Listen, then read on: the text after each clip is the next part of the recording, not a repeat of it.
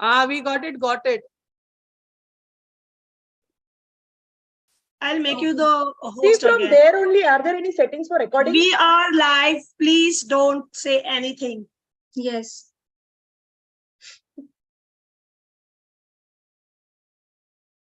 Check for the recording thing from the browser. Got it.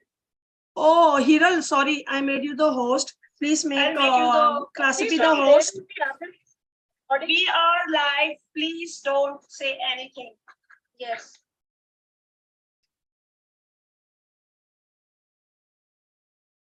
Check for the Can recording. someone make me the host, please? Hiral, make Classcipe the host. हाँ. Please And make Classcipe the host. Mute में जाओ यार सब लोग. Okay, I'm opening the waiting room. You all can turn off your cameras if you wish to, because it's a large number of participants. Okay.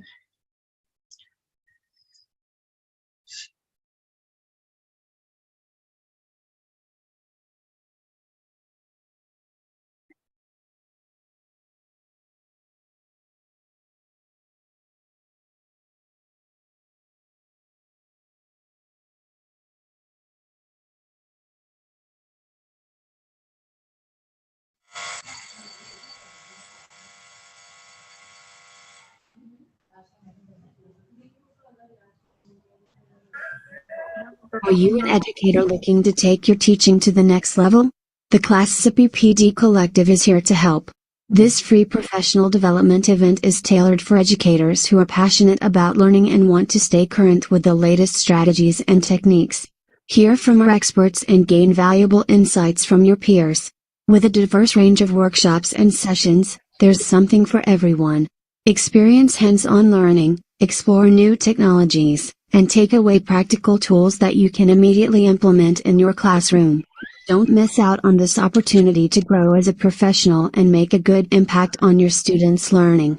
Register now for the Classcipe PD Collective. See you at the event.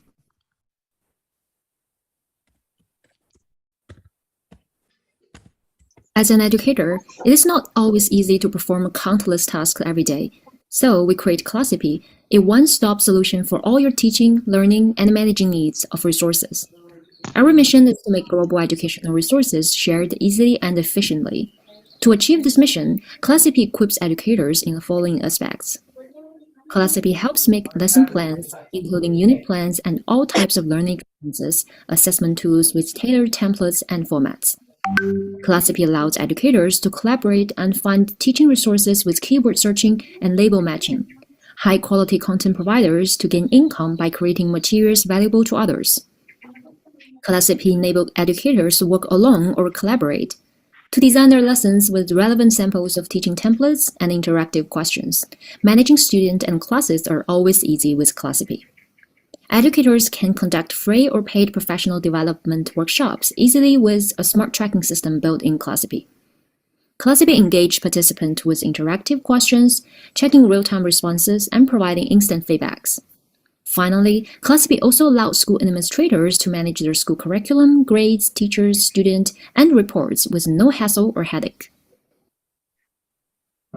If your Classcipe workshop is designed for longer than teachers can use Classcipe in their classrooms whether their students have or do not have devices. With devices, students will receive streamlined instructions from the teacher on Classcipe, and students can work on Classcipe tasks collaboratively with each other. Teachers will be able to check their instant responses and insights of their learning. If the classroom is not equipped with devices, teacher can still use Classcipe's multimedia tools and features to create activities, as well as dynamic media elements to engage students. For online learning environment, students will have individualized guidance through Classcipe, complete their homework assignments at any time, and receive feedbacks from their teachers. Classcipe also offers varied functions for students' engagement, including different types of interactive questions, real-time feedbacks, and etc. With the statistical data, teachers can also get quick insights into students' work. Classcipe can also be used for hybrid learning. Teachers can take charge of the learning pace by controlling students' screen, or they can let students to switch between the learning content at their own pace. And any class can be physically projecting to the students sitting in the classroom while live streaming to the student virtually via Zoom meeting and Classcipe projecting window. Teacher can also remote control the projecting screen from a dashboard opened on a handy device, which makes the teaching even easier. On Classcipe,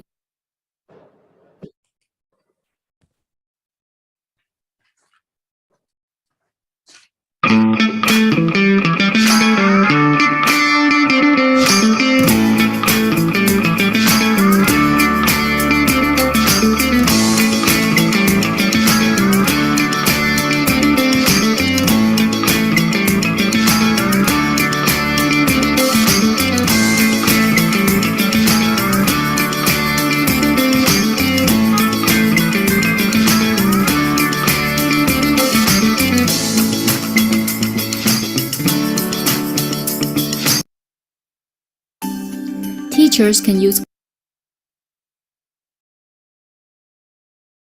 We'll just wait 1 more minute and then we'll start.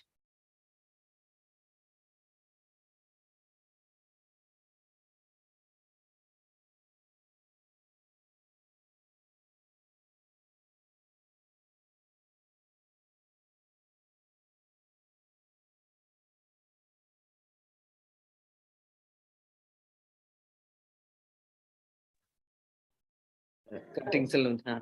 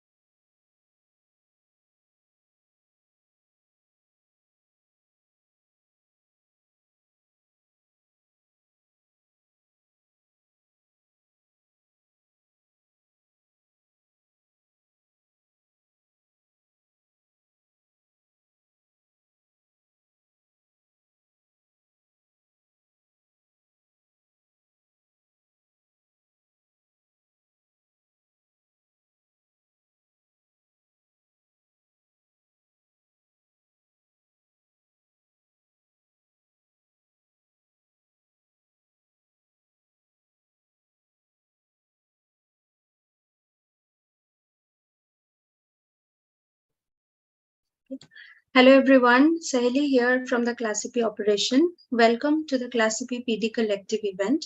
Classcipe is a New Zealand-based company aiming to create a global community for educators and learners to share their knowledge and experiences with each other. With us, you can create your unit plan and task more easily and customize your template with accurate content recommendations. Our platform function includes interactive slides, customized templates, online, offline, and hybrid learning functions, managing classroom, co-teach, instant feedback, and many more.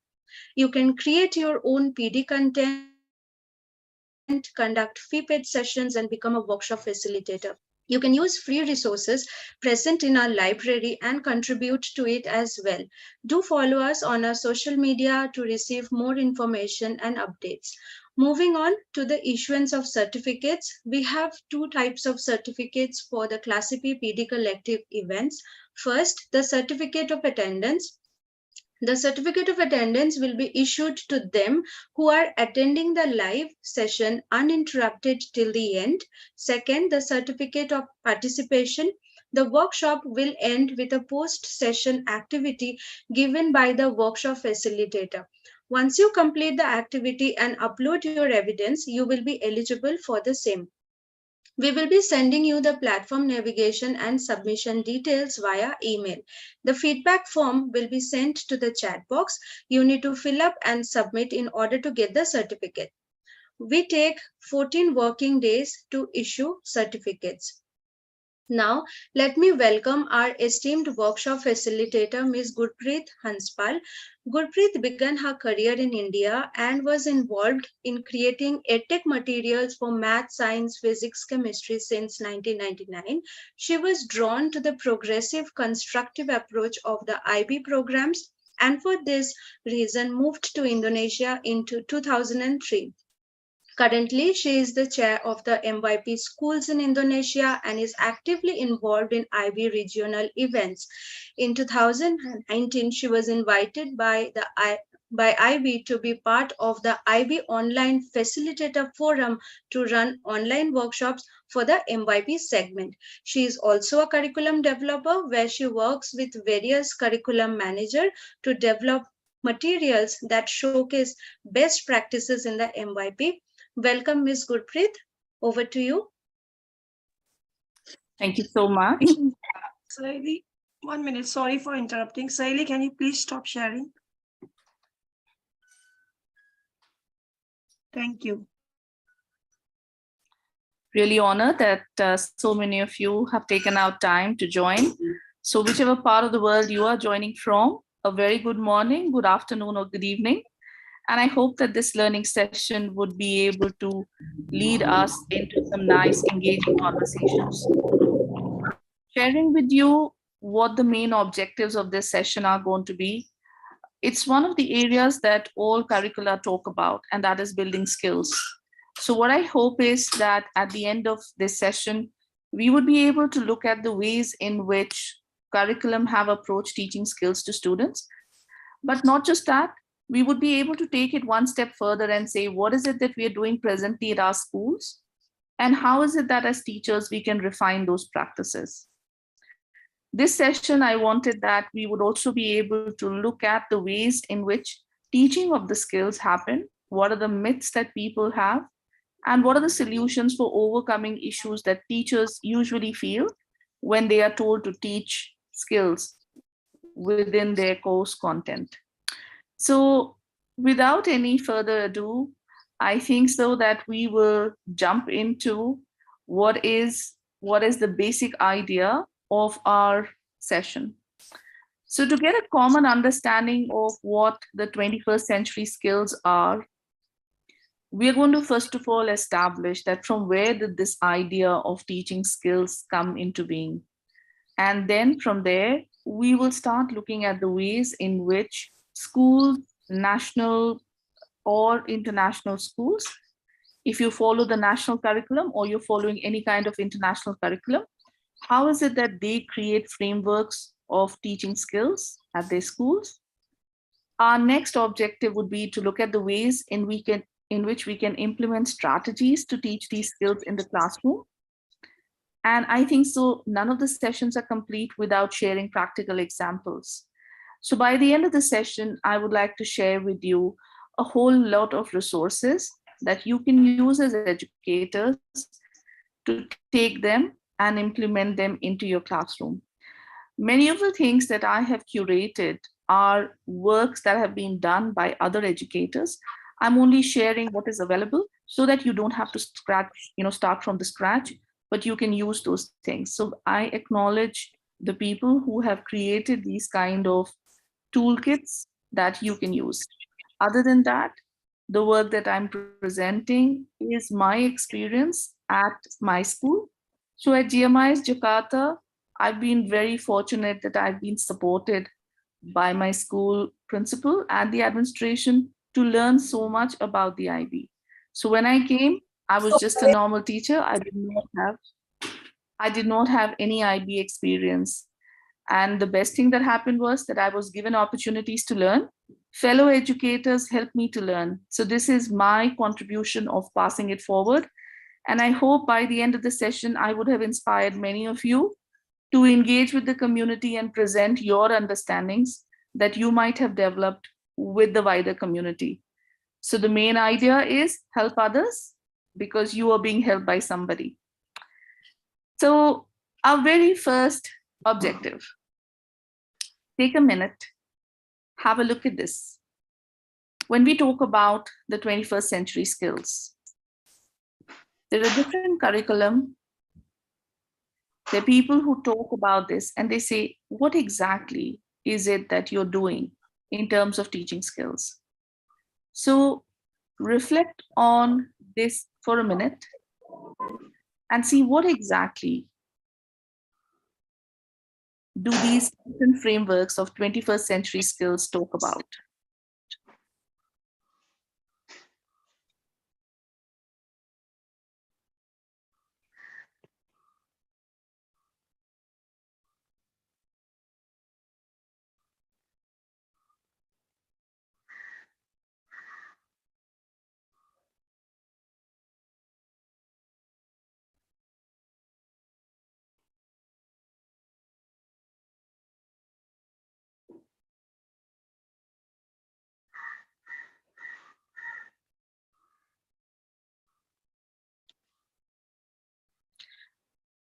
So when you look at 21st century skills and when you reflect on it, I'm going to stop sharing my screen.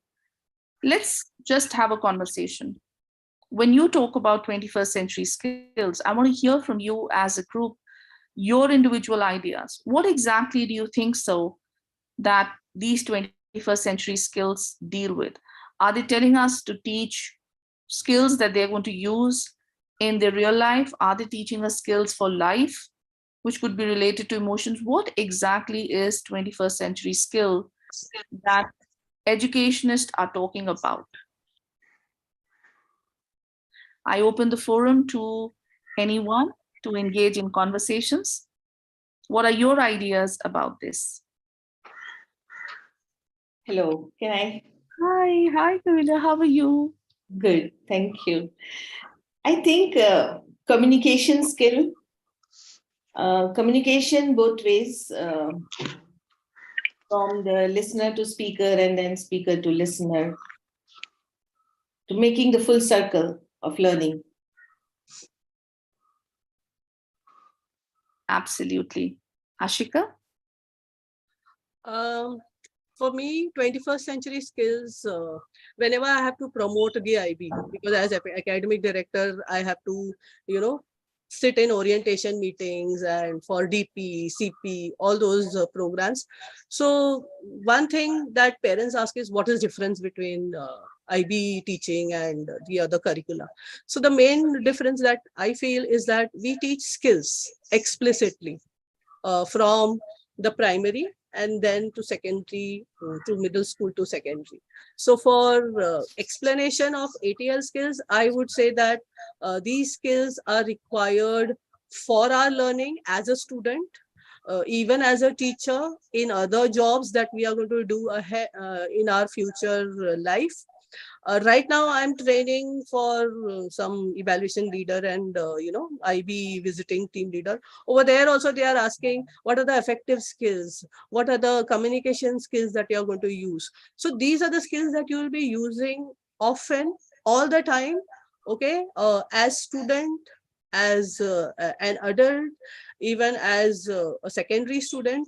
So I feel that these are the necessary skills that everyone should have in order to learn, in order to progress.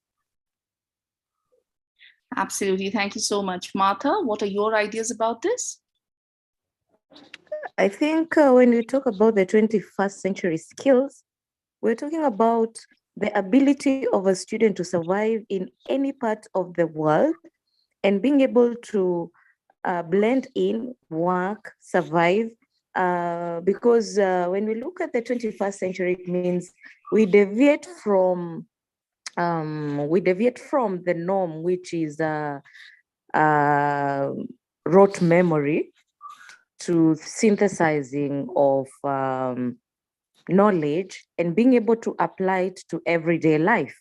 So a 21st century student is able to survive in any condition, work under any place, and also able to have problem-solving skills that I think is what we need in the world today. Absolutely. Thank you so much for sharing that perspective. Anita? Good morning, everyone. Hi. According to me, 21st century skills, it is learning for students on application-based learning and to deal with all kinds of day-to-day life activities, whichever they are facing, and emotional and all-round development of a student. All these things are um, uh, mixed in the 21st century skills, according to me. Yes, thank you so much, Anita. Vijay? Yeah. Hi, good morning, everyone. This is Vigya. Yes. Yeah. So 21st century, I echo with Sheka that we are teaching in IB curriculum. I am from an IB school. So we teach these skills to deal, and every step we are talking about all these skills, and these skills prepare the students for, or the learners for the any situation which they are in, they can deal with, and they can go ahead in their life in any situation. And as at any point of time, they can go in any part of the world and they really become a global citizens. So it's not only one part of the world they are staying and they are able to deal with, they are able to deal with any situation. They are good in their communication skills, they are good in their creative thinking skills, so effective skills. So at every stage, these skills, they come in handy and they are able to deal with any kind of situation. That's what is my point of view. Thank you, Vigya. Deanne?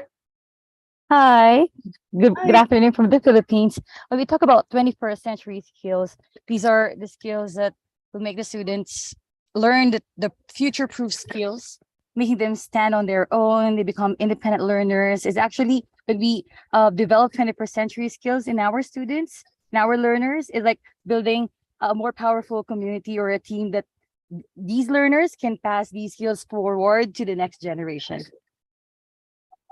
Thank you. Thank you so much. There's some nice conversations that are even happening in the chat. And I agree with Dr. Pankaj. It's also talking about the literary skills. Kajal, you're right in saying these are life skills that we're talking about. Hafiza, we've got that they're promoting managing resources and knowledge. Abdul, you're talking about collaboration. And if you look at it, each one of us, Gurmeet, you're also talking about the way communication is happening.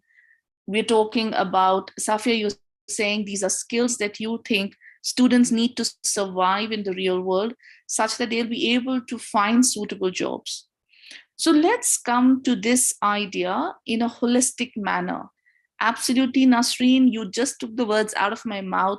These skills were introduced into the education system because we were looking at ways in which we would make the students future ready for the 21st century. What would they need to survive and to be able not just to manage, but to flourish? The idea is that we are supporting learning, and we need to look and analyze what is our philosophy of education when we talk about why should we educate a child.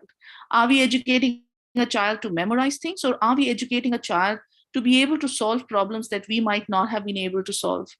So in the long term, the purpose of education needs to be understood, that if we are educating and we are saying that these children are going to be the leaders of the world tomorrow, then they would be tackling problems which are going to be multifaceted.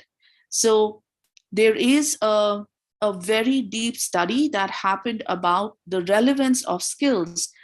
And that is the reason why you pick up any national curriculum, you pick up the world education's, the pioneers that are there, they're all talking about not just the delivery of content or knowledge, but they are saying that education needs to prepare students with the right skills that they could be using in the 21st century in the future. Broadly speaking, these skills have been divided into various categories. And we will see that different curricula have called them by different names, but they're all highlighted into certain big, broad strokes that tell us that what exactly do these skills look like. So when we look at the ways in which curriculum have looked at or named these skills, I'm inviting you now to write down here using the interactive Classcipe tool that what exactly are the names that are given to these skills in the curriculum that you follow. So please go ahead.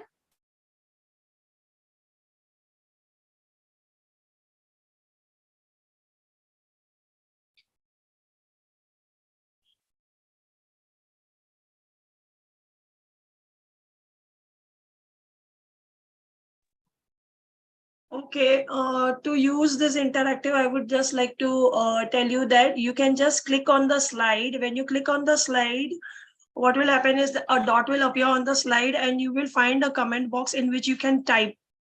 Okay. Thank you for erasing the annotation. So please just click on your slide in your device. And then when you get the comment tab on your device, you have to click on your device. Just click on the slide on your devices and then you will get a comment box wherein you can enter your comments.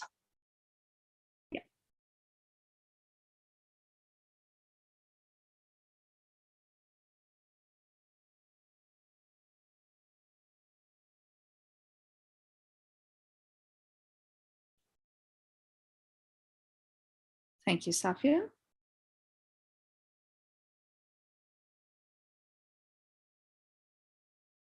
You may use the link which I have shared in the chat. Only when the Zoom meeting pop-up appears, you need to close it. So once you are able to access the slide, you will be able to see it in your device. And then you can just click anywhere on your slide. And when the comment box appears, please do type in your response. Thank you.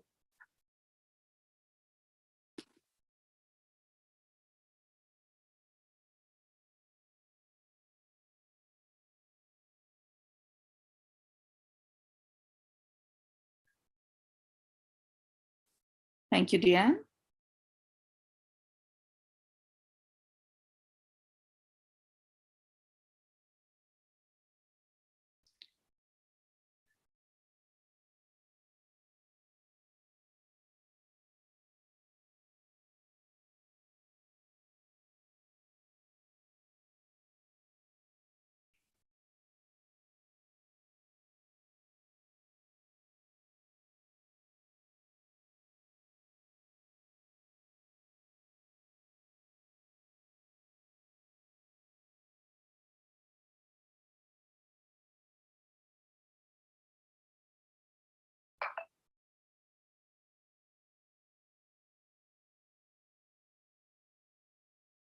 Absolutely.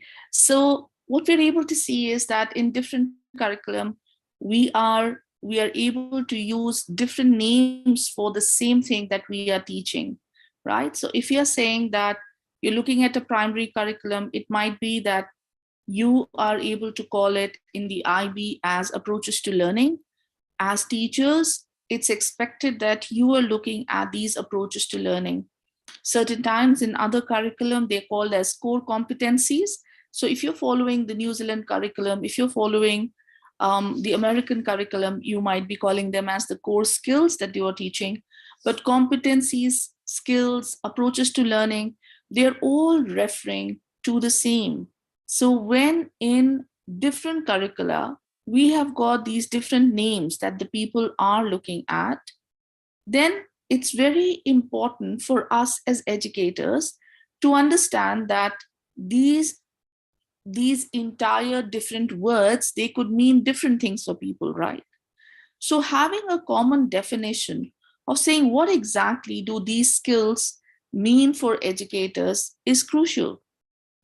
When we as educators are looking at what are the ways in which I can teach XYZ skill, what happens is we get a whole lot of resources which we are not even clear whether I can use in my context or not.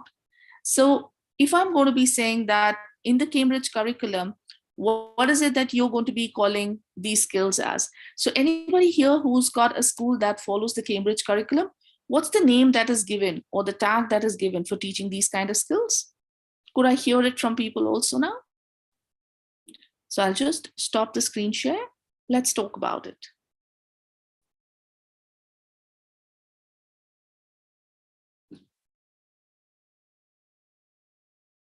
Anybody from any of the curriculum, what is the name given or the tag that is used for teaching these kind of skills in your curriculum?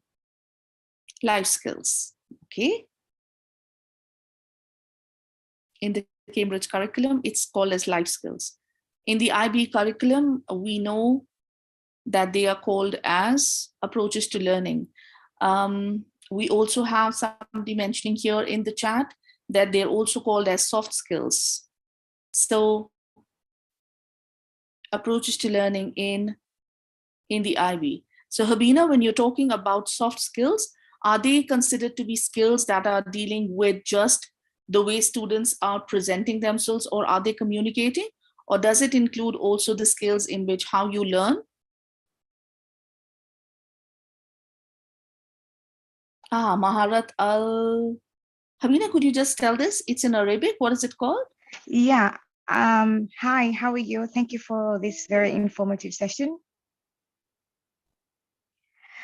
The Arabic curriculum, which my kids are enrolled in, they call it Maharat al-Hayatiyya, which is basically life skills. And I think they find it very, very important. And that's why they have introduced it into the government schools also here in Oman. Wow. So thank you for joining from Oman. And so the importance is now on designing these life skills. And as you said, that it has been even introduced into the national curriculum. So it's not just that we are having these elite international curricula talking about it, but even the national governments, they're realizing the importance of these kind of skills, right? So as teachers, what happens is it puts a whole lot of responsibility on you, because it tells you that you are not just supposed to deliver your content or not just facilitate the conversations that are happening for this content, but you are supposed to take it further, right? So the similarities that we can see is that, broadly speaking, these are certain categories that seem to be common across the curricula that we have heard. Take a minute to read what basically is the 21st Century Skills Framework.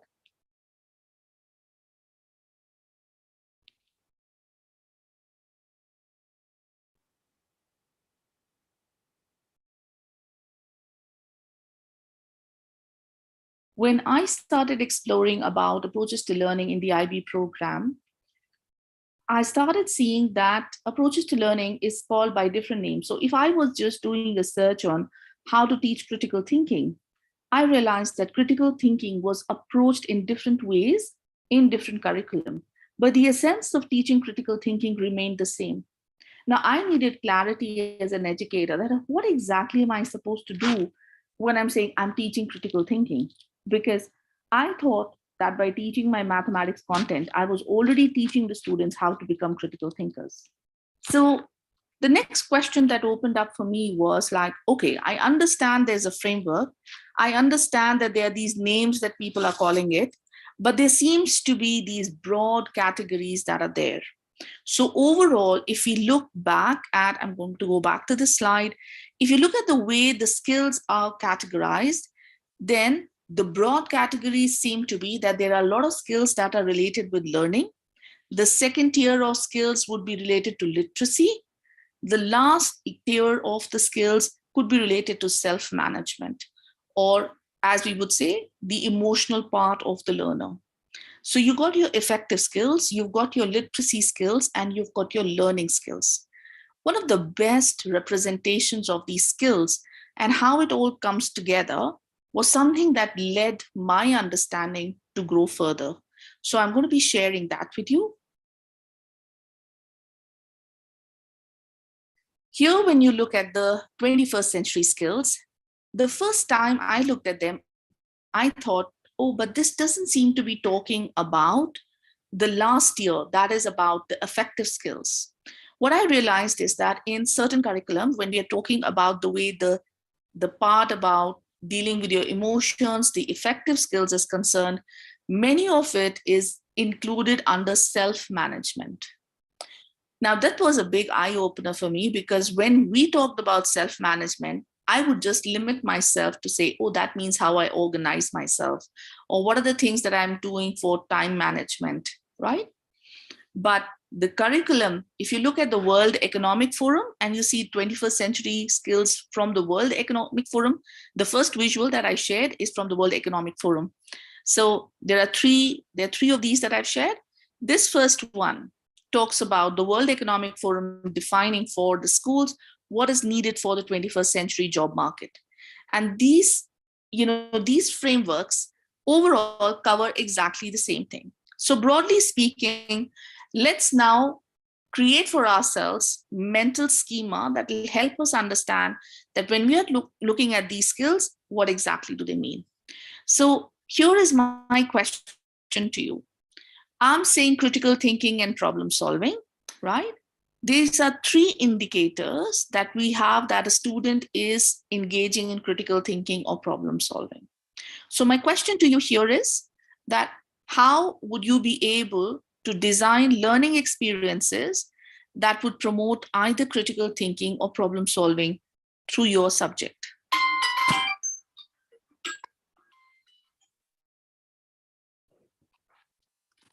Again, to respond, remember to click on the slide. It opens a comment box and we should be able to see your responses. If you are joining from a device which is not letting you do that, you can still type into the Zoom chat and we should be able to see that. So my question is, what exactly are you doing in your classroom such that you are able to promote either critical thinking or teach about problem solving through your content?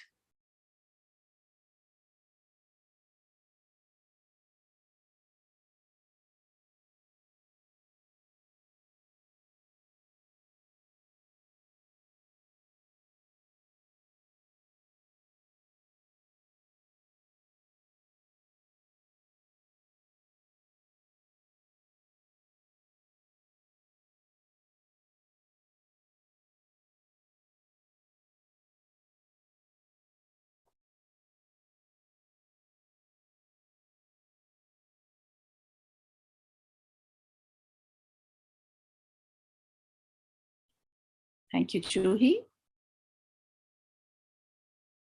Sophie?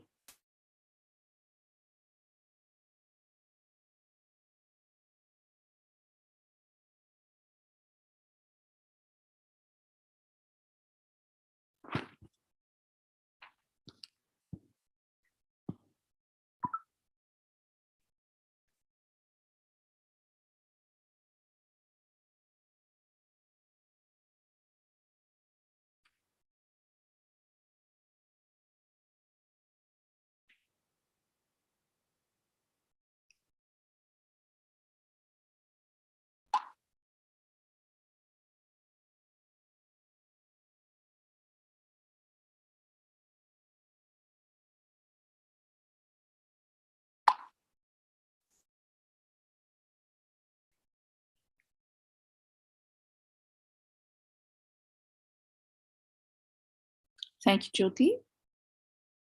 Nasreen?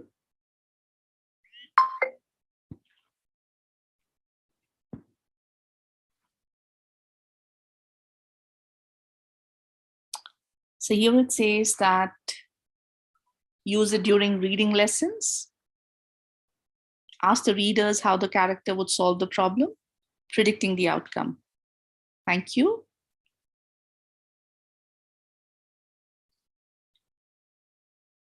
Tian, you're saying that providing students with the real world learning experiences and making them apply their skills and understanding through academic assessments. Great. Use problem solving case studies. Absolutely. Thank you so much for that, Atik. Ask questions and let students ask those questions. I don't know. Absolutely, giving them that opportunity to say that this is what I do not know or I want to find things about. That's absolutely true.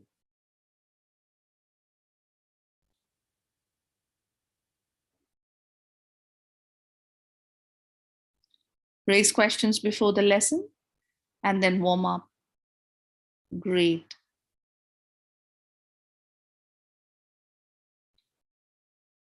Yep. The math puzzle. Higher order thinking questions. Okay. I'm going to go right to the top. Let's see this.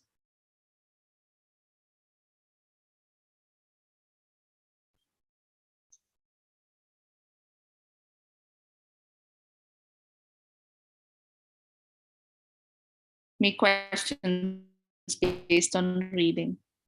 Okay.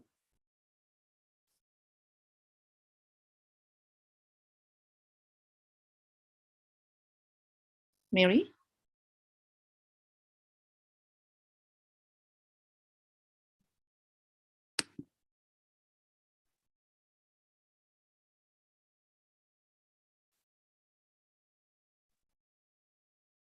Great.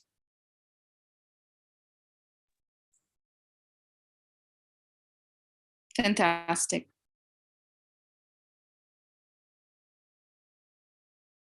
Okay, so let's pause, and for a minute, you've had an idea about a number of ways in which people have said that this can happen. For the early years, we are having Shalini here saying you could ask more open-ended questions and read alouds, at the same time give them manipulatives that are building their problem solving or critical thinking skills, right? You're asking them to identify the problem and suggest a software solution. Thank you so much for that, Smita. We're talking about project-based learning, Kajal, a particular solution and how would they respond to it in that situation? Come up with the new idea, Heben, right? Giving the opportunity to make the questions themselves. Actually, that's a nice point here. Azra, you're talking about by asking open-ended questions to consider all points of view.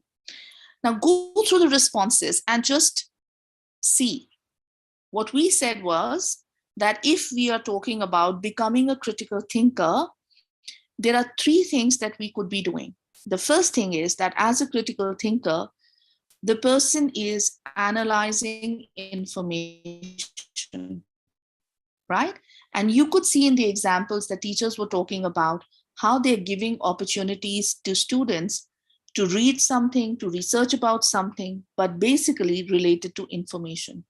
So anytime in your lessons, if you are giving an opportunity to the child to analyze information, ask yourself a big question.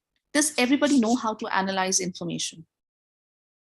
Do your children know that what does analysis mean? Now this brings us to the key word, the verb that is there. If you look at education, analyze as a verb or as a facet of understanding, whatever your thinking is, talks about certain actions that the student should take.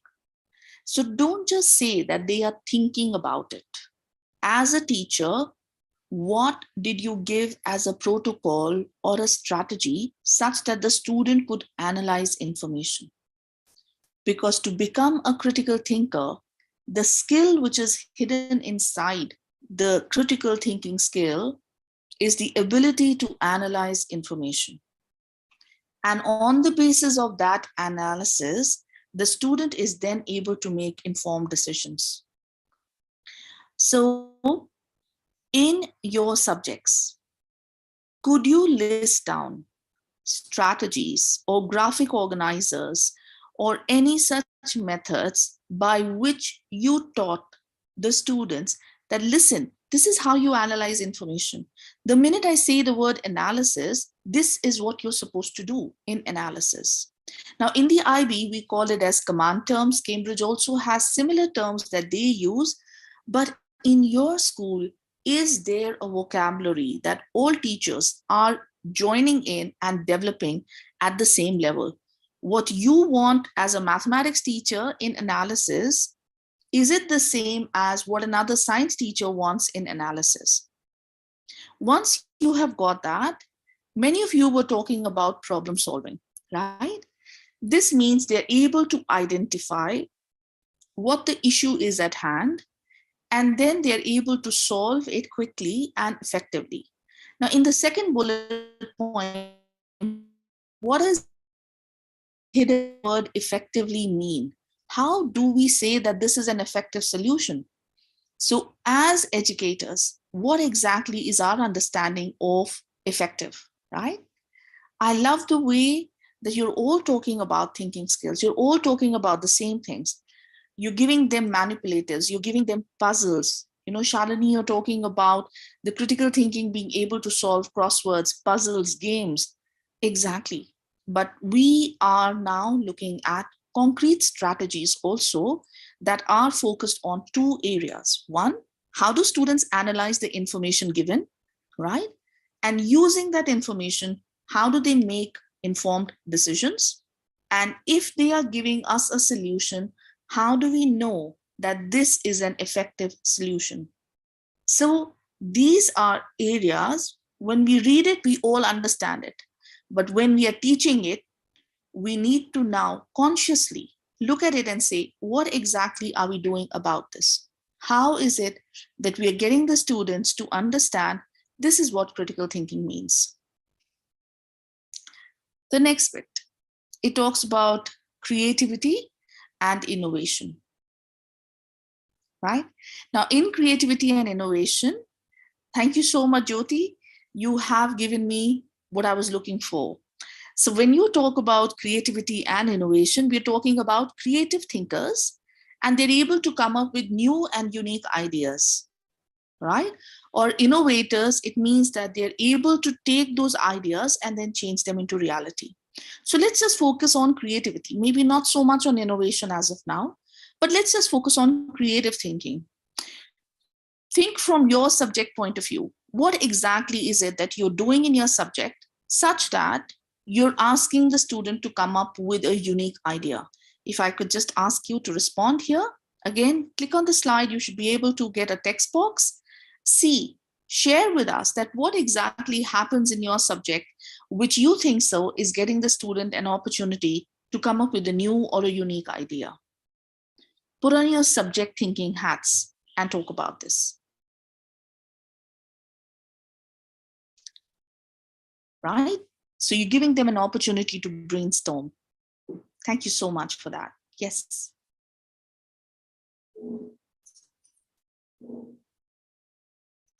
So we have responses here.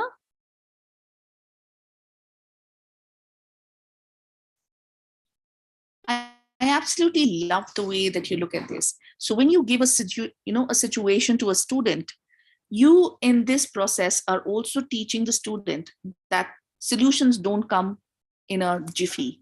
You need to plan for them. So Jyoti, I love the idea that you're talking about it, that you give a situation, you get the students to solve it, but beneath that, you realize that another skill is supporting your first skill, that they need to organize themselves. This means that they need to set a timeline and take responsibility, seek feedback so that they're able to look at that solution. Fantastic. Juhi, you're talking about artworks that are created and they are in line with the statement of inquiry. Absolutely. From an art perspective, you're giving the student the freedom to express what they believe in. Their unique perspective is now brought on the forum here because they are presenting their ideas in their own manner, giving them an opportunity to talk about it. Safia, you're talking about projects where they are thinking about connections with the real world, and then to see how is it that they can contribute to making these issues that are there, they are able to give up solutions for those issues. That's nice. Great. Pankaj, you're talking about problem-based learning.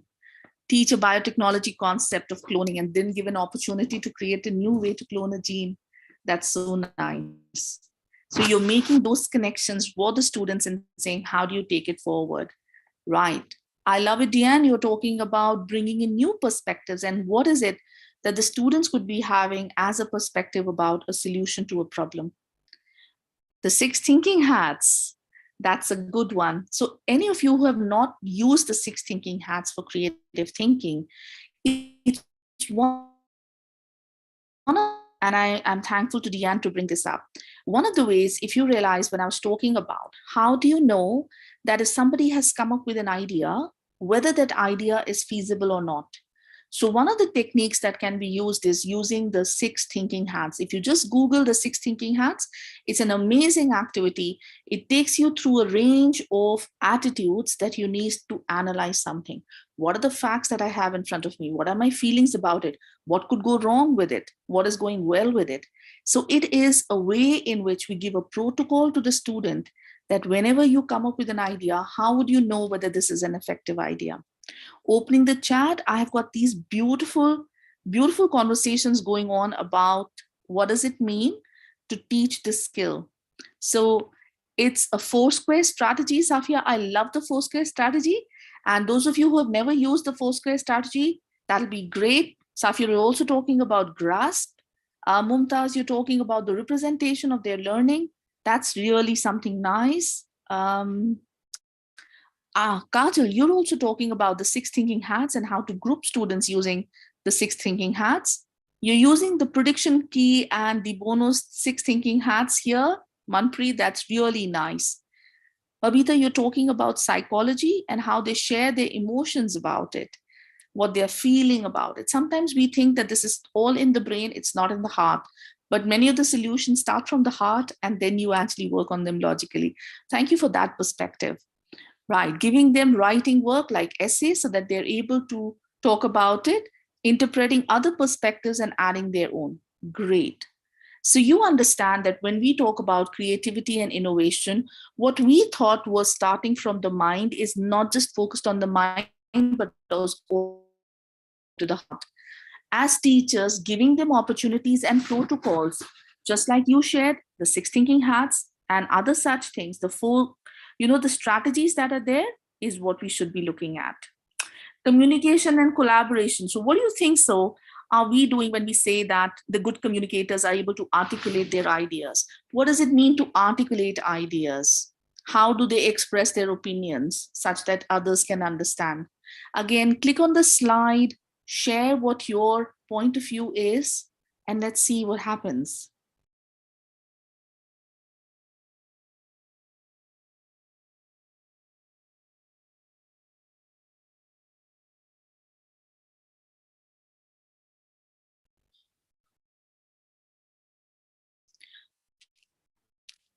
The 21st century skill did something very strange. It put communication and collaboration together.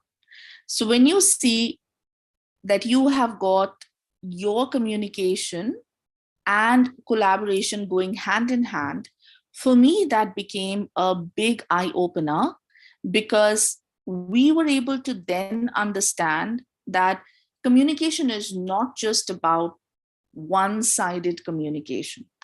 In a real life sentence that we are going to be creating, if I would say that, oh, the person is communicating, but nobody is understanding what the person is communicating, is it effective communication?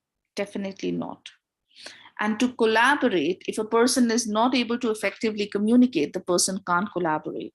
So in 21st century skills framework, what they did is they put these 2 things together. Right. So we've got Atik here. We've got some responses that are here. Ms. Atik, thank you so much. You're talking about a presentation about their project, sharing their ideas. Absolutely. Talking about what matters to them, saying that what exactly have they learned, what it means is exactly what communication is about. What about the collaboration part, right?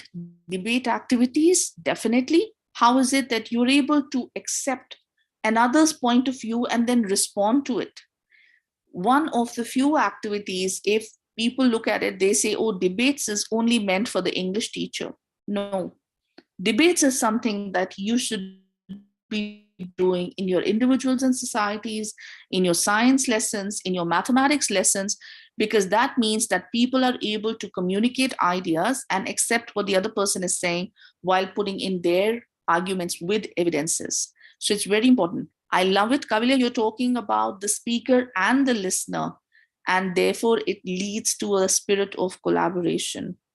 Pankaj sir, you're talking about the big idea project where the students are looking at the real world issues and they're working together to find solutions.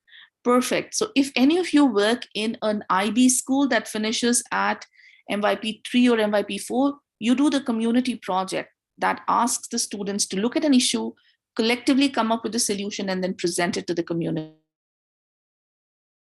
How the big part of developing communication skills is the confidence for social interactions. So important, right? Are we able to talk to one another in a confident manner, right? Being open-minded, Mumtaz, absolutely. Giving the opportunity for the others to speak as well and to encourage them to be part of the conversation.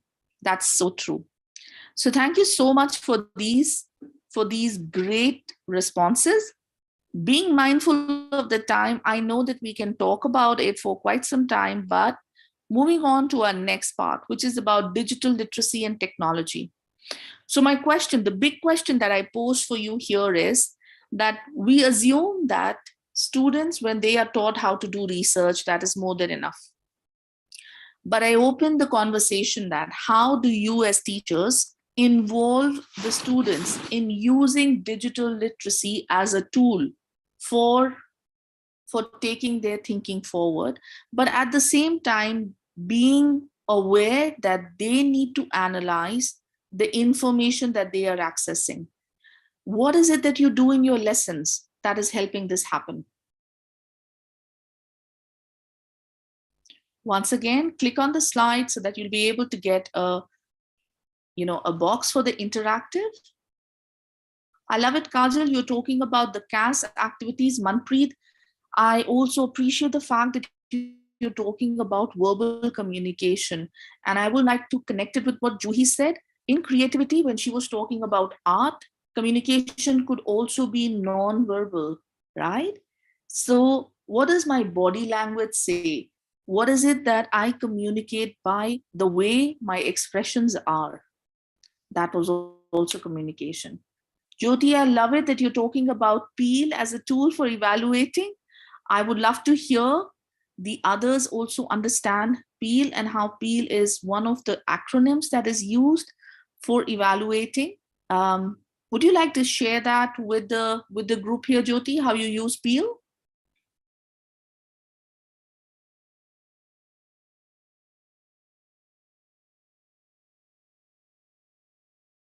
Okay, till the time Jyoti makes up her mind. We have more responses here using the Google Classroom. That's amazing. Absolutely getting people to talk about the digital literacy by showing them how to use technology, educating the students about it. That's true. Any other ways in which you are promoting digital literacy? Doing the personal project portfolio. These are for IB schools, creating mind maps that will involve the skill. Absolutely true. What about my science teachers? What about my individuals and societies teachers? What about mathematics teachers? How do we use digital literacy? You know, one of the trick questions I should share with you that I ask people when I go on school visits is my math teachers. I ask them, how do you use the library? 90% of the time, it's as if the math teachers don't need a library. Does that happen in your schools?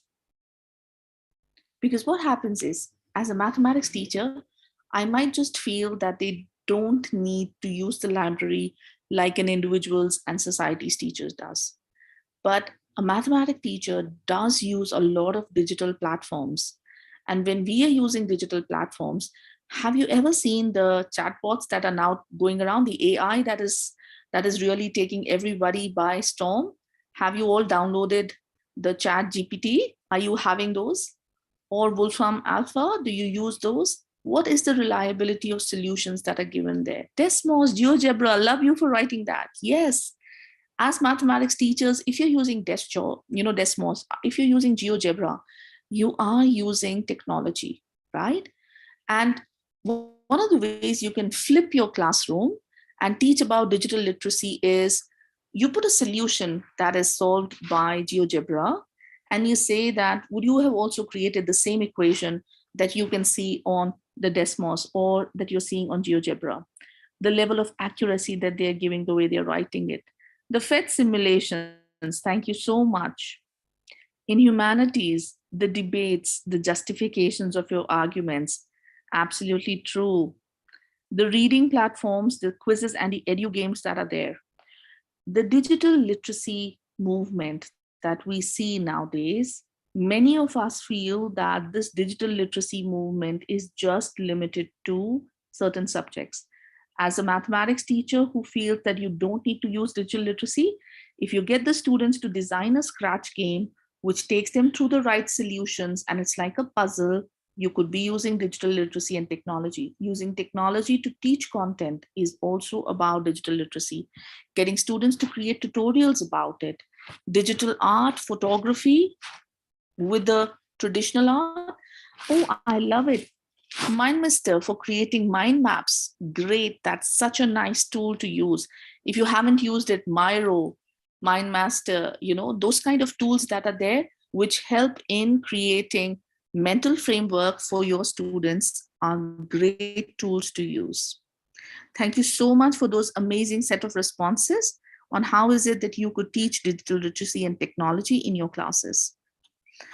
The last bit, leadership and self-management. Now, take a minute to read the bullet points, see what is it that the 21st century framework talks about. I love the first statement. It talks about how leaders are able to motivate and inspire others. And then it takes on the task of becoming self-managers. So tell me, how is it that we encourage students to become self-managers? Is there anything that you do them to become self-managers? Let's see, what do we have in our chat? Digital posters, amazing, creating awareness posters on campaigns that are there. Let's see what is happening. Interactive games, thank you so much. Heterogeneous groups, giving students timelines, student-led lessons, organize their day plan, flip the teaching. I love that. Flip the teaching. Teach what exactly is going to be there. You have given them the content. You are now asking them to manage themselves this content, and when they come to you with the questions that they might have. I love that. You're giving them lessons where they become the leaders. They are not just the knowledge absorbers, but they are leaders. If you see, that's exactly what I'm doing with you. I'm asking you questions such that whatever you've done, your experiences is what is driving this further. Realistic SMART goals. Love you for that, Ashika. Talking about these SMART goals, seeing how is it that these educators can get the students to talk about goal setting, which is realistic, which is time bound, which is very specific, articulating that.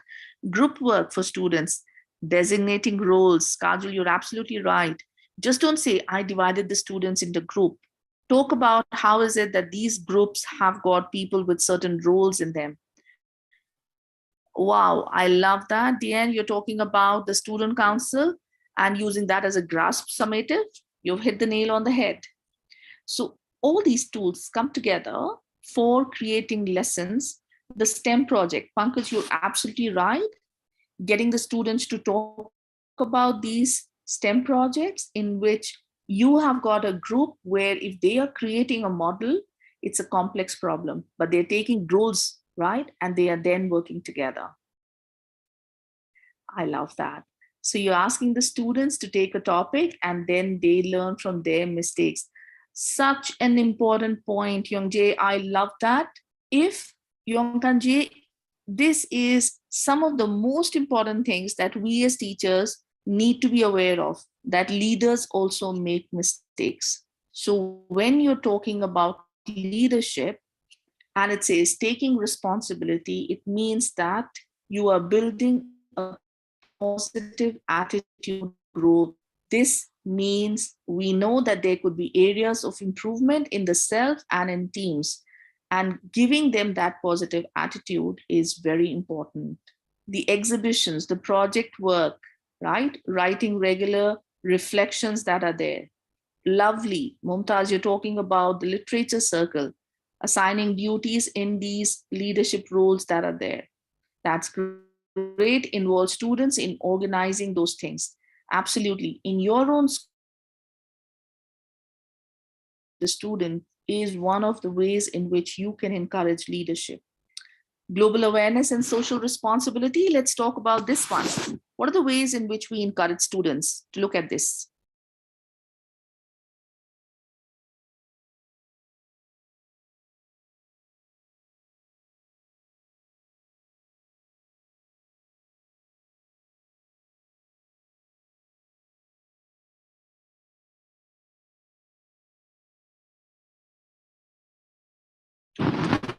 If you click on the slide, you're able to put in your responses here.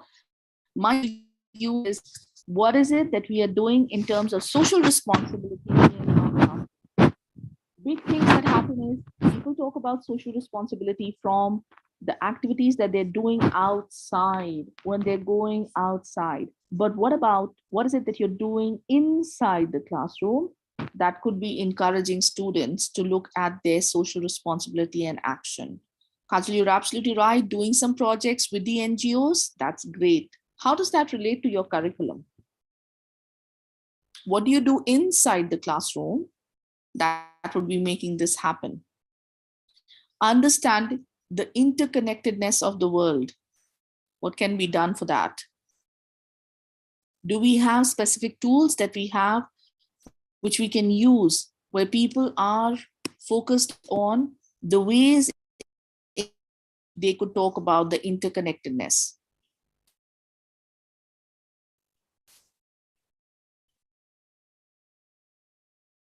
Is there anything very specific we're doing?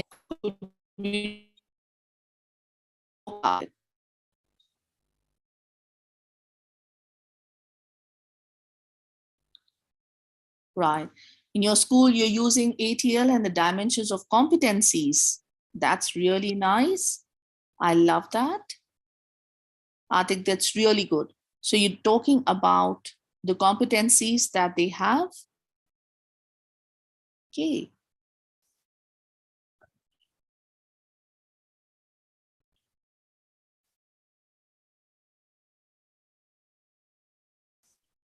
When we talk about the curriculum, if we are just going to be looking at the ways in which we as educators are asking the students to make connections with the global issues, that itself is the beginning for us to actually look at the ways in which we can support them to develop their understanding.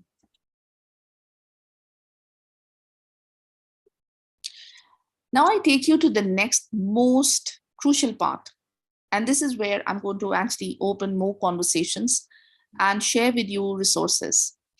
I know that we are heading towards the end of our session, but when we start about creating frameworks for teaching skills, few of the fallacies and myths that I have seen in this is what, prompted me to actually start creating this session.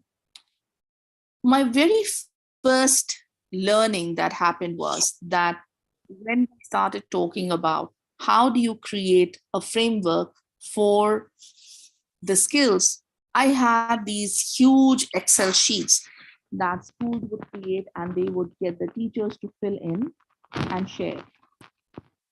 And what I realized is that schools who are just starting with international curricula or who are just doing auditing of their curriculum would assume that this was not being done, right? Or they thought that this is something that they were not doing well. So my very first way of actually looking at everybody, the curriculum that they had was look at your curriculum. Just don't assume that you're not teaching skills. This entire discussion that we've had for the last 30 minutes was actually you sharing how the skills are taught from your. If I had any school leaders here, and your importance is on developing skills. Ask yourself that what are the mental assumptions that you and the teachers have about teaching skills? Do you think so that that is something extra? If you're teaching skills, are there any specific skills that are content subject specific, right? When you say that you are teaching content, is there any difference between teaching content and teaching a skill? Can you teach content without teaching skills? These three questions. If you have conversations with your team at your school, even before you step into making a framework, they will really take you forward.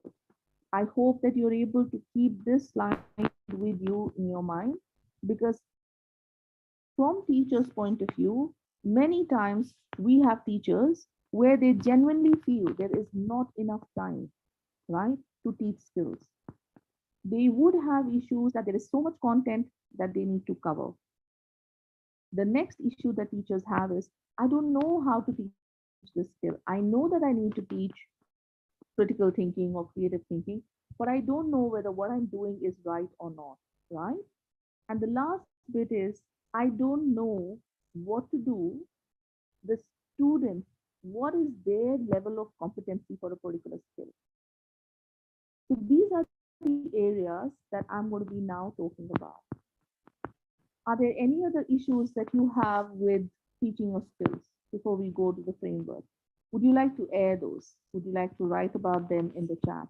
When we look at teaching ATL skills, are there any other ATL skills that you feel that is there?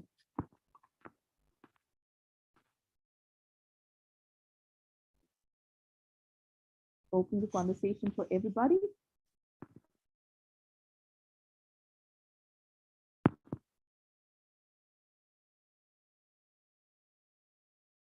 I love it. Farah, you're talking about that most of the skills are taught implicitly and some are needed to be done explicitly.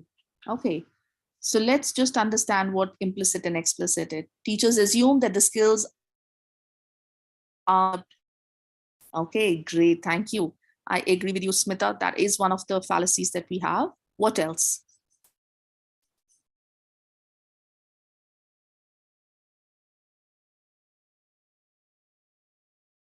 Any other issues with teaching skills? DP students want to work mostly independently. They lack social skills. So true, so true. Yes, Ashika. We have students who come to the DP, right, without much of research skills from other curriculum. So at that time, I feel that our teachers should also know the information literacy skills. They just think that it is the duty of the librarian or somebody else to teach them how to cite, text in text citation, whatever APA, MLA, whatever format they have to write the bibliography. So these all things the teachers need to learn themselves first, because it is required for their own subject, because they have to do the IAs, right? Mark the IAs. If the teachers don't know themselves, then how are they going to mark? So I think that instead of giving that onus to another person, we should invest time in learning those skills, because it's not necessary that everybody has those skills, right? And then again, like teaching affective skills, we feel that how do I teach affective skills in science? But then create opportunities for students when they are learning where they can show those skills also. So I think that we need to put in some time to learn those skills if we do not have. Also, I feel that the PYP teachers especially, they have this luxury of time, I'm not saying you all are not teaching, but compared to the middle school and the diploma teachers, where they have this syllabus to complete and train students for exams, I think PYP teachers have the luxury of time to teach the skills explicitly. So when a student comes from PYP to my grade 6, because I teach science, they should know how to draw graphs, okay, how to write at least a template of a lab investigation, because I, as an MYP teacher, grade 6 teacher, the first 2 months I'm busy teaching them criteria B and C, because they have not got those skills from the PYP. Multiplying 2 decimal space into place by 2 decimal place, those kind of things. What is an average? How do you do an average? That is necessary for doing a particular lab in grade 6. So how how does the teacher do it if those skills are not there in those students, when they come to grade 6? So the blame game of the DP saying that, oh, MYP doesn't prepare with skills, and then the MYP teacher saying that, oh, the PYP doesn't prepare skills, So you have to work as a whole school, and whether you have MYP in the middle or not, the skills cannot be missed, right? Even whether it is Cambridge, you have to teach those skills, because ultimately they are moving out from DP and they will need those skills. So my thing is that please spend time in explicitly teaching those skills. And some schools have this IB, pre-IB program.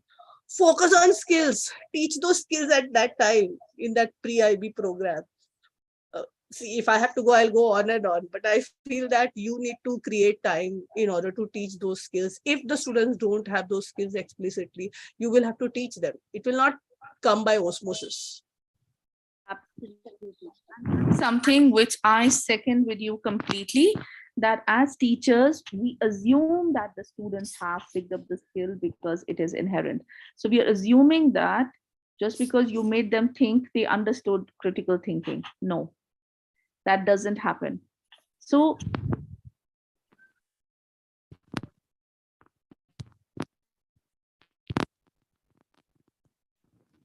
a minute to clarify implicit and explicit teaching of skills. If I'm teaching a skill implicitly in my subject, it means that I'm using the content from my subject, and my subject specific skill of whichever ATL that I have identified is inbuilt into it. For a very simple example is, as a mathematics teacher, we would want that the students are able to solve questions in a systematic and logical manner, right? So if I say that you are communicating your mathematical ideas, which would be one of your learning objectives, it means that I want the students to understand, what does communicating mathematical ideas mean? Break it up into 3 parts. The first part is, can I understand the mathematics that you're doing? Are you giving me the reason of why you are doing a mathematical step? So as mathematics teachers, if you remember, we used to tell them to write the mathematical statement, and in the side, in brackets, we used to say, the reason of that particular statement, multiplying on both sides by this number, dividing, or whatever could be the geometrical proof or the theorem that they have used, because of which they have done a particular step. So mathematical communication meant for us that they are identifying for us the mathematics that they're using. The second bit was to organize this information in a logical manner. As mathematics teachers, we assume that they are going to be writing the steps in a logical manner, right? So if they're simplifying, we assume that the simplification is going to follow a set procedure. That's the second thing that we talk about. The third thing is, they are then able to provide us that this is my final solution. So they are giving a conclusion statement. Now, if as a mathematics teacher, I just pick this up and say, I want to see the mathematics that you use. I want to see a progression of steps in the way you're organizing your answer or your solution. And I want to see your final conclusion. If you just start using these 3 bullet points and say, this is what mathematical communication means, in your subject, you have built the ATL skill already. And you do it all the time. You're always going into the classroom, you're using the whiteboard, you're using your time to teach communication skills. The only difference is you took out that 1 minute to write down these 3 bullet points and say, mathematical communication means point number 1, point number 2, point number 3. Implicitly means that you used mathematics as a mathematics teacher to talk about these 3 bullet points. But if you wanted to teach it explicitly, it means that you don't need the students to do mathematics. To teach them that I need to know what is the idea or the mental framework that you're using here, how are you organizing these ideas, and what your final conclusion is. If I want to teach it, I can use an English story and say, organize these strips so that, or these recipes with the instructions in a proper manner so that I understand why you're doing something, how would they look like? So when I take the help of something else which is not related to my subject content, but is just focused on the skill, that is explicit teaching of a skill as per IB. So differentiate. When teachers tell you, I don't have time, pause. All that you need to do is you need to understand that you are already teaching the skill because of your learning outcome that you have for your lesson. That 1 minute of writing down those 3 bullet points, that this is what mathematical communication means, is all that it takes to teach a skill. So there's nothing extra that you're doing. Skills are already embedded in teaching and learning. So when we talk about research skills, and Ashika raised a great point here, that there are certain subjects, there are certain levels in your education which require that the students come with that skill. So as teachers, you need to understand that what is the level of that skill. You need to use formative assessments to know that the students do not have that skill, and then to do maybe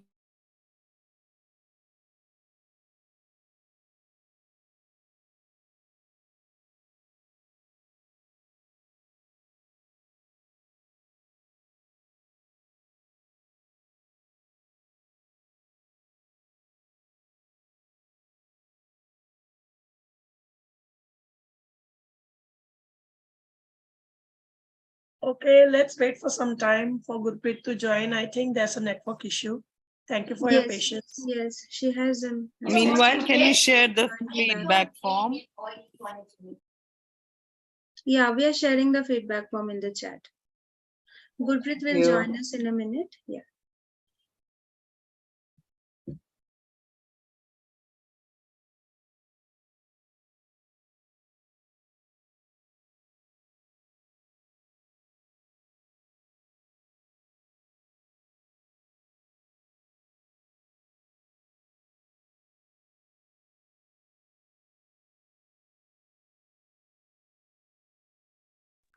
Sorry, I think so my connection dropped. Yes, welcome back, Gurpreet. So coming back to what I was saying, it is most about we are looking at the ways in which skills are already embedded in our teaching and learning. So my audit for your curriculum would involve these 3 steps. Look at what your learning objective already has. How is it that this learning objective has the skill embedded in it? Assess the skill for the students, see where they are, and then decide what your learning framework would look like. So putting it together, remember that a skills framework does 3 things. It identifies, so it's a system that is used to identify what you're going to be teaching as a skill. Second thing is, it assesses that individual from their point of view, not in general terms, but from that individual's point of view, where they are in their learning expectation of that skill. And the third is that you are then giving them a course of action or strategies to develop the skill wherever they are. If you're really talking about a framework that is workable, many times schools try to create these broad charts with this novice and advanced and whatever expert and those kind of tick marks that they do. That is not at all useful for a teacher. Okay, now look at the 3 things that I said. Think about your frameworks in your school and tell me, in your school, the ATL framework or the skills framework that you're following or your competencies framework that you're following, out of these 3 things that I have written, the goal setting, the self-assessment, and the skills development, which part does your framework focus more on? Or is it completely a different thing that your framework focuses on? Click on the slide. You should be able to have an interactive tool open up. Let's hear what your responses are.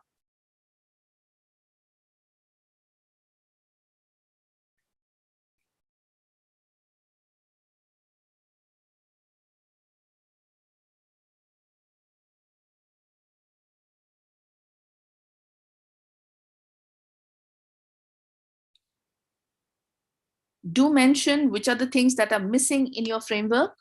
The framework that you use as teachers, does it talk about goal setting?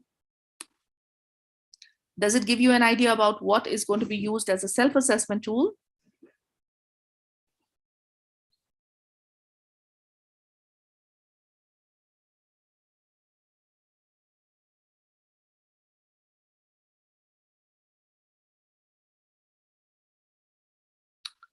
Okay, let's look at the responses.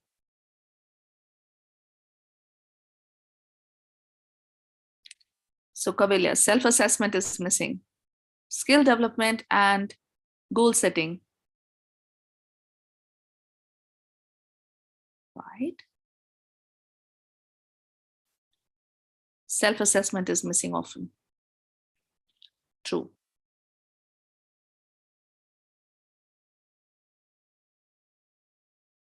Skill development, progress across 6 to 10.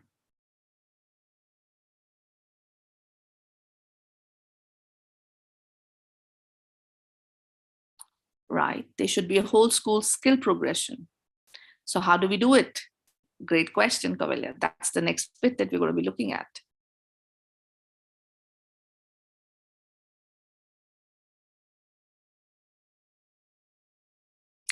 So when you look at skills framework and how you do it, that's the next bit, right?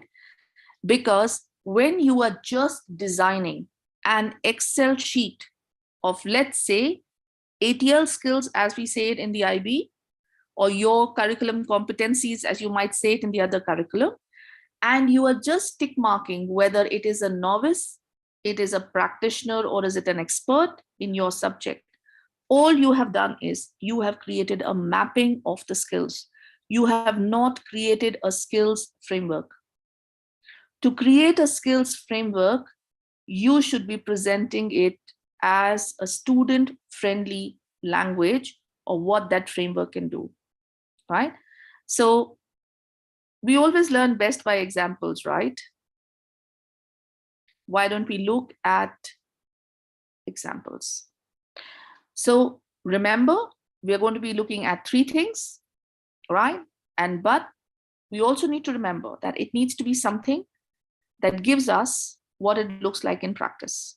So whenever you say that you're creating a framework, ask yourself, what do the skills look like in practice in your subject? Don't write fancy statements. Don't write things that you are not going to be able to do, right? Write down exactly what you're able to do.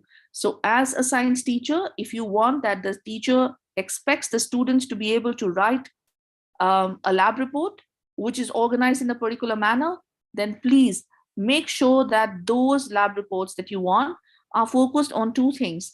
One is the scientific knowledge that the student is writing. So remember the example that I gave about mathematics communication, you would create the same kind for a science communication. Make them very specific, write them in ways in which it is manageable for teachers. You don't need to cover all skills.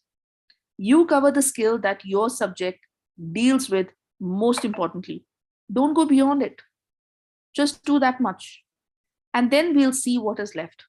So one of the things that I found very, very useful for me was the strategies that I had and how they could be brought in together into my framework. So what I'm going to present to you is just a simple idea that I came across, and I thought that this is fantastic, that really works, and I'm going to share that with you.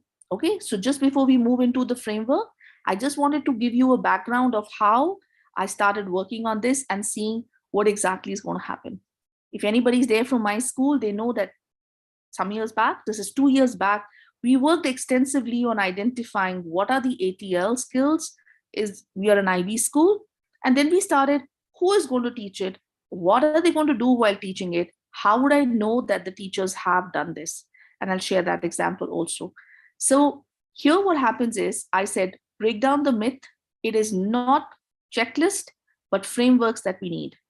And remember, teachers need toolkits. This means they need to know, how can I teach this skill? What would it really look like in action when I'm saying I'm developing this? So these were 2 guiding principles that I used at my school. that is GMIS, to kind of get the thinking going forward. This was the representation, the visual idea that I used for creating that with my teachers. So I said, whatever is your learning outcome, as a teacher, whatever is your learning outcome, which comes from your subject group objectives, right? Pick that learning outcome first. From that learning outcome, you know that you will be creating a learning experience for the student for that learning outcome, right? So as Ashika said, if I wanted the students to learn multiplication, right, in the PYP or the primary school, that's my learning outcome that I have. And I would be creating a learning experience. Now, if the teacher says, I'm going to teach this through the use of manipulatives, then that's the learning experience that the teacher has talked about.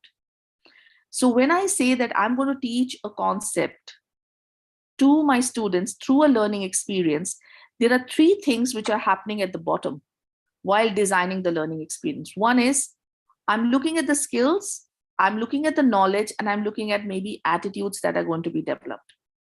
This is the crucial bit here.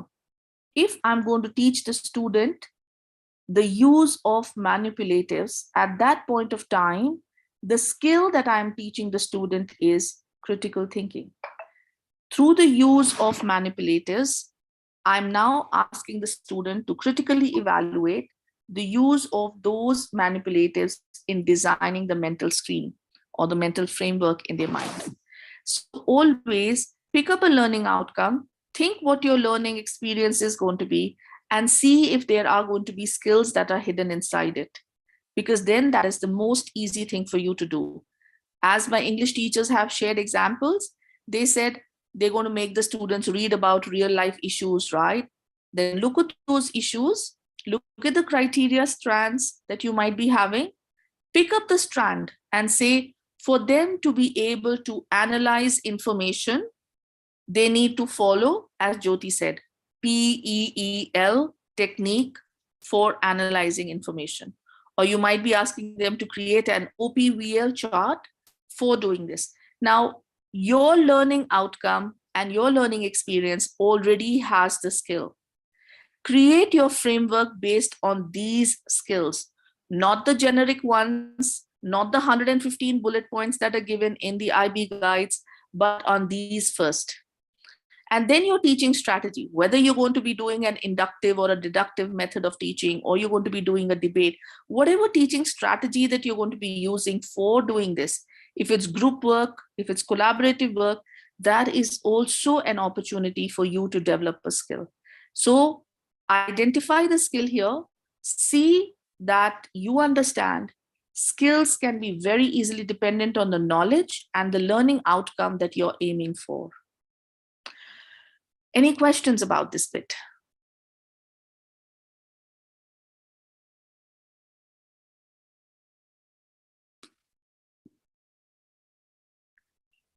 So if there are questions, you can actually post them in the chat and we'll just follow through with that. I want to now take you to the next bit. Now comes the learning experiences that are aligned. So I thought, why not share with you something which is practical? What I just asked you to do is represented in this slide. Make a list of the skills that are most crucial for achieving success in that learning outcome.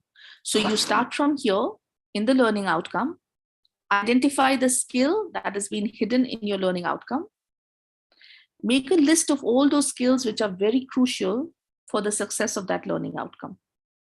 If you're doing MYP IB, if you're doing PYP, if you're doing DP, the same thing applies. Pick up the strand that you have, break the strand into its independent elements, right? Write those skills down. Then use your formative assessment to assess the student's level for that skill. Check for any areas that are blind spots for students. So your formative assessment is for assessing where they are. Once you have assessed, select if you need to reteach the skill to the students. If you need to reteach, or if you need to teach it from scratch, pick up a strategy which is using your activities to further take the skills. This is the way in which teaching and learning frameworks should be created. This means that in your unit planners, just do not write down communication skills, just do not write down collaboration skills, but link it to your learning outcome. Literally write it in order for students to, followed by your strand or your criteria, okay, whichever you are focused on. So in order for students to be able to do this, they should be able to, followed by the skill statement, right? Which will be taught by, followed by the activity statement. That way, you will ensure that your framework that is finally generated would be as is needed. So what I did was I put all of these things together on a Wakelet. This is the QR code for the Wakelet.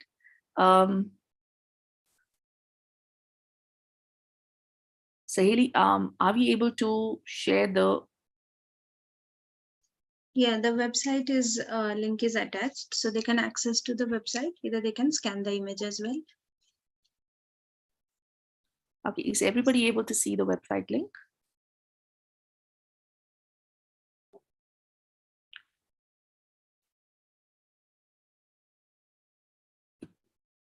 Gurpreet, you can access the website from the link icon is there, no? Next to the feedback. You have a link icon below. Yeah, you can access the website from there as well. Great. Just a question for everybody. Are you able to see this link? Yes, we can. We are able to see it, but then it's asking for login. Okay, just let me check, because it was supposed to be anybody with the link can. Let me just publish. Give me a minute.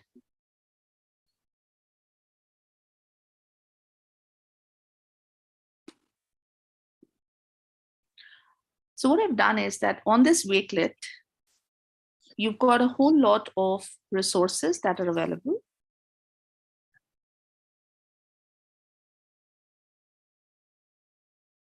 One second.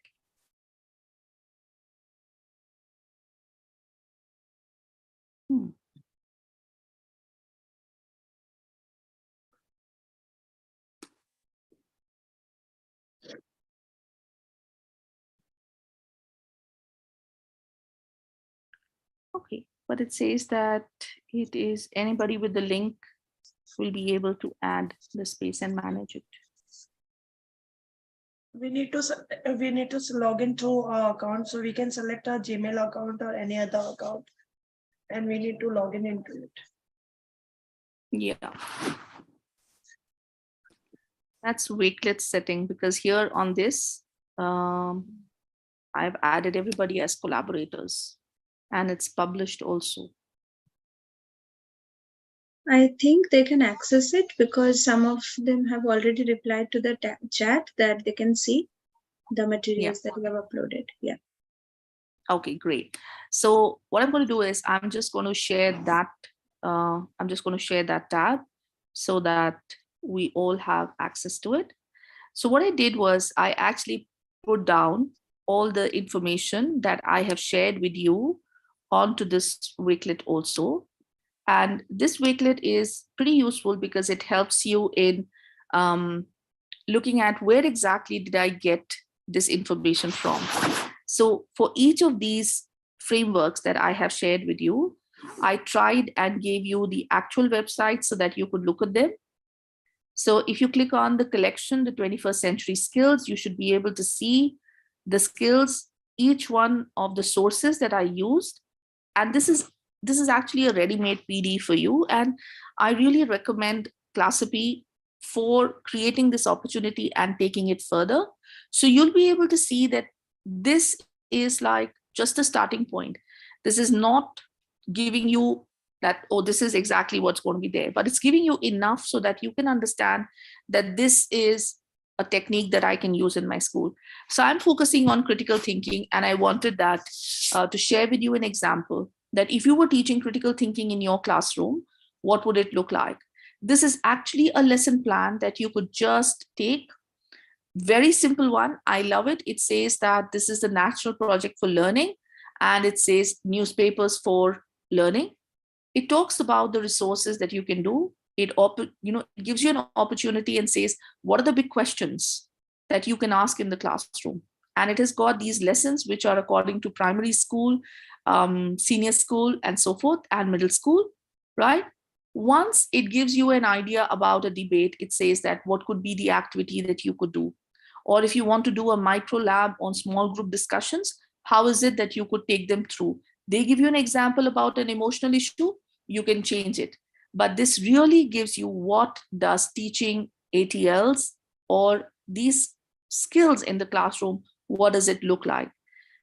So here they are playing the believing and doubting game.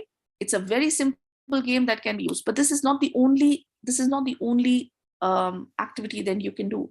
There's so many other things that you can do, and I've just kind of curated them in this tool for you. So the Wakelet just has a curation of all that is possible. You go back to the Wakelet. What I wanted to share was something more unique. This is the Google Drive link that I've given. In this Google Drive, what I did was I created a folder which I will keep on populating depending on the feedback that you give. So at the end of the session, when you have a feedback, there are some very nice activities that other people had made, which I really appreciate about. And the links for these are actually on the Wakelet. So I just kind of downloaded them and I put them. Here it talks about an audit. So what does it really look like? Investigate in detail.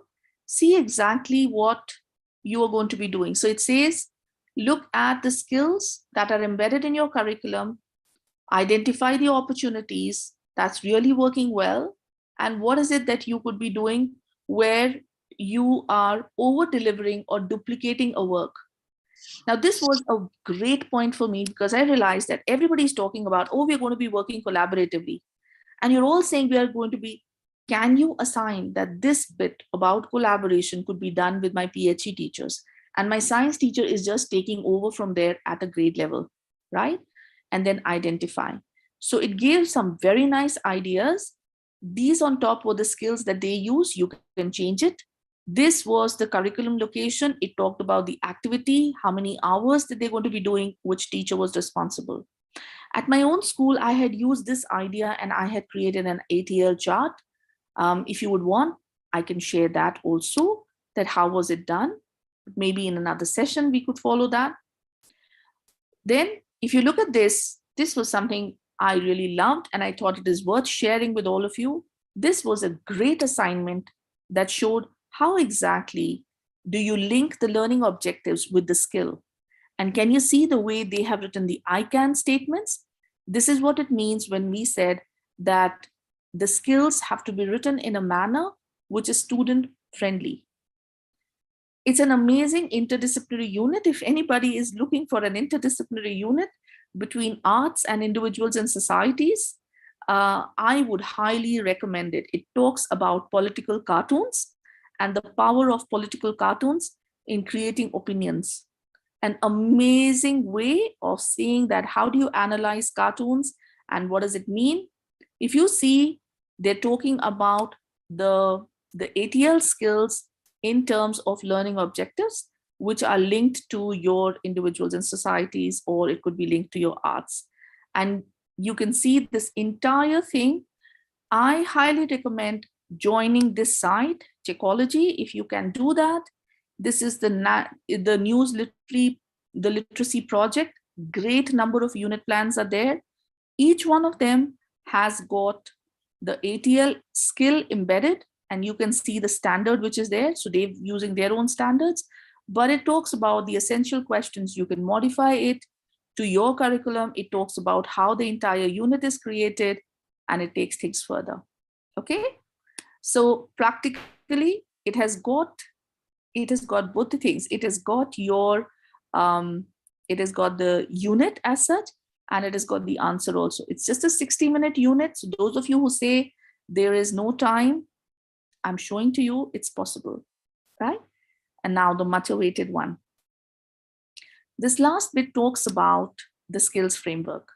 And this is what I really appreciate that I was able to learn from.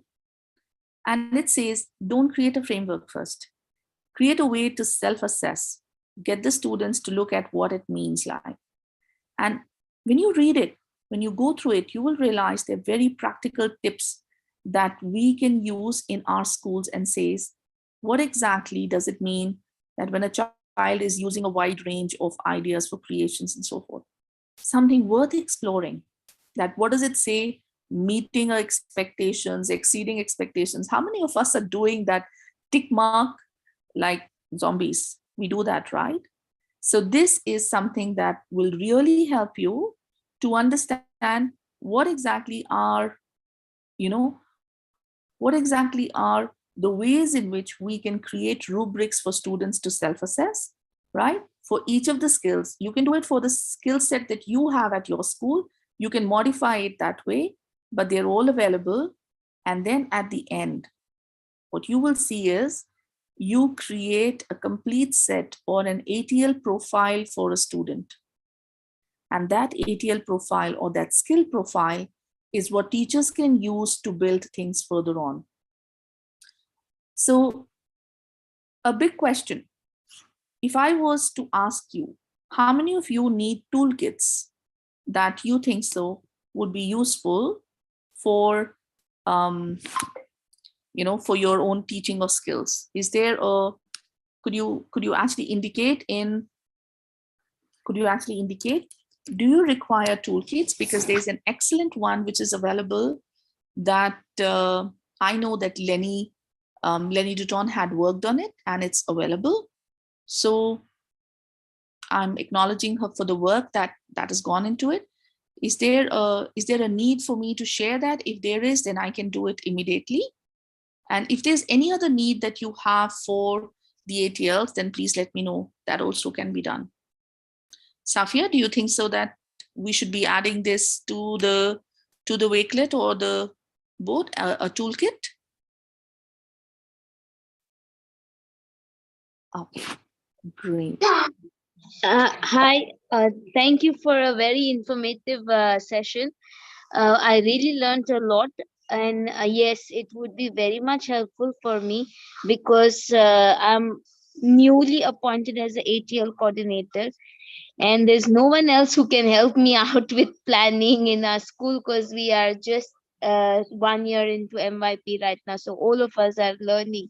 So I really would appreciate if you could share the tools, because my teachers are asking me how do we do it, how do we implement, what activities can we do.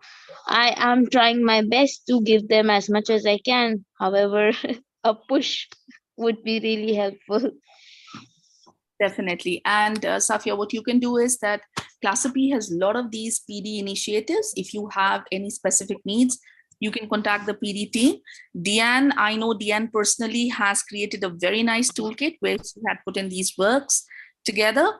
So as per your request, Safia, I have already put on the Google Drive a toolkit that is Lenny Dutton's work. Please acknowledge her work. What she's done is she's collected them and they've put it there in one place.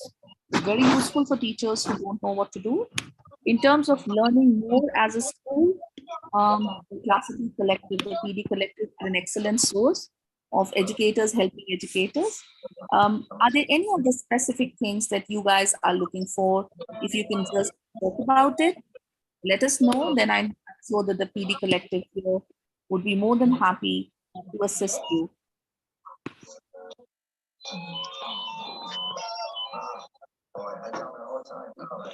Thank you so much, Gurpreet, for helping me with this. So, you're most welcome. So coming towards the end of a toolkit that is used for the EYP is also much appreciated.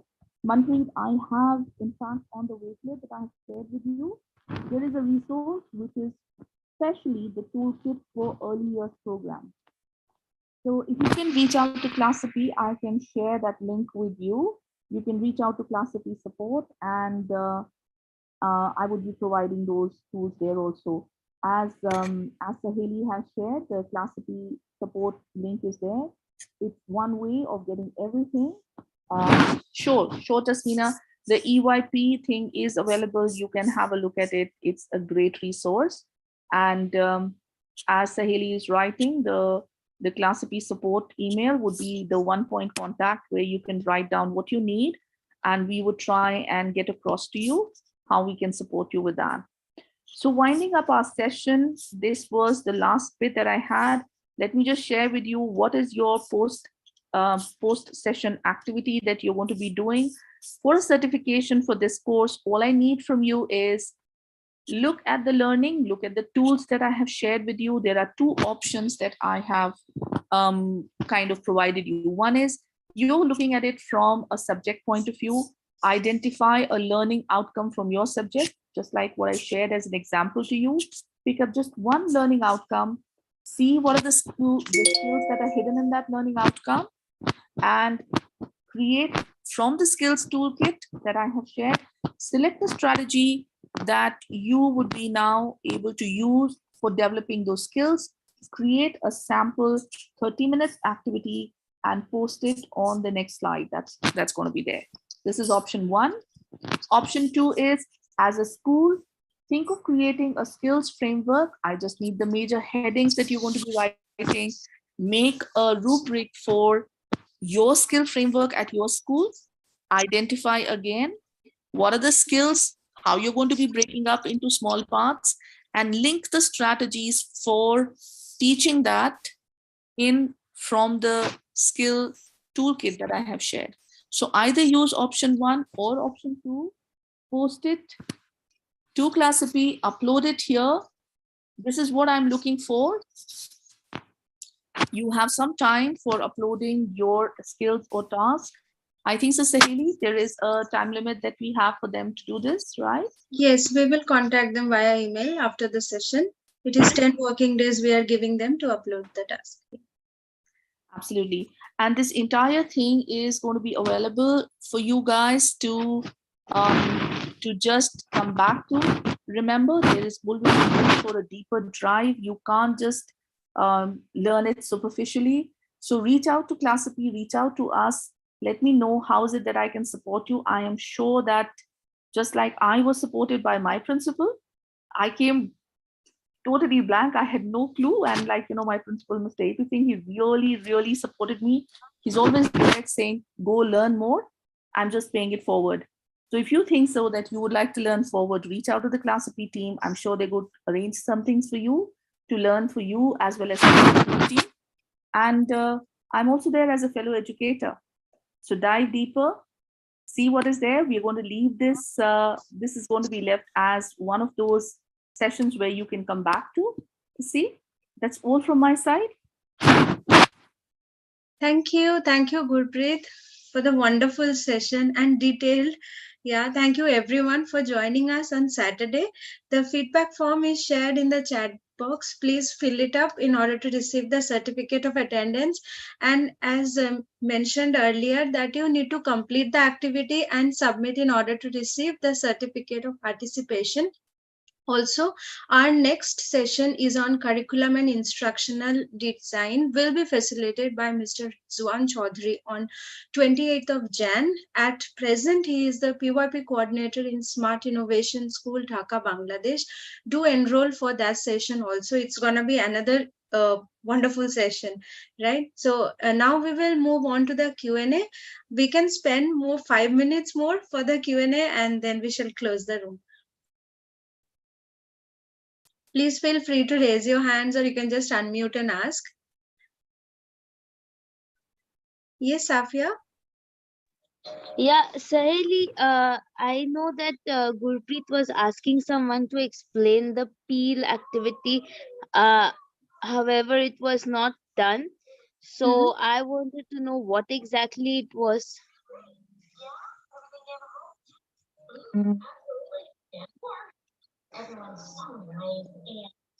Jyoti had mentioned the peel activity. So if you actually see, peel is used, it's an acronym that is used for evaluating, sources. And it is something that schools use very often with their students. So it helps the students to kind of focus on what they're doing, right? If you want, I can again put this activity and a handout on the Google Drive. Would that help you?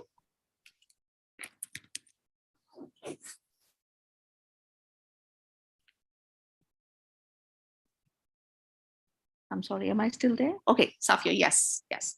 Okay, great. So I'll do that. Is there any other distinct, because there's a huge library that I can actually add onto the Wakelet. Do you think so? Those are learning tools. Would that help? Right, I think so. Let me put that on the Wakelet.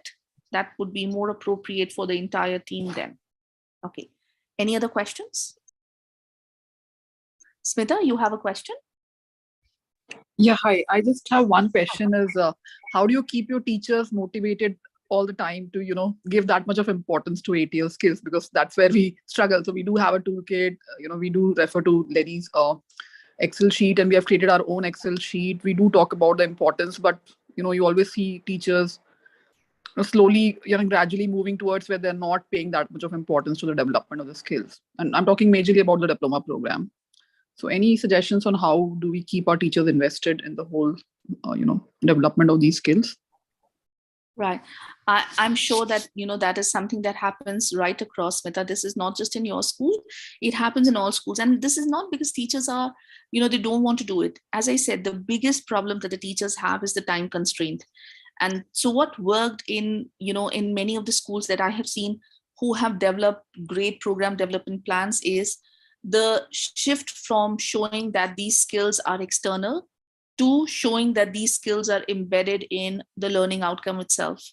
So what I was trying to actually say previously also was start developing the idea that your learning outcome for which you're going and delivering content already has that skill embedded in it. Like if you open the Google Drive and the activity that I have shared with you, please see in that activity, it's like as if the person is delivering content. But if you see hidden inside that entire thing is a huge repertoire of skills that are being built through those activities. So removing this myth that teaching skills is external to moving on to that these are implicit inside your subject already is the way forward. So try and work on that. But I know that it becomes it's a big uphill task. There's no two ways about it. And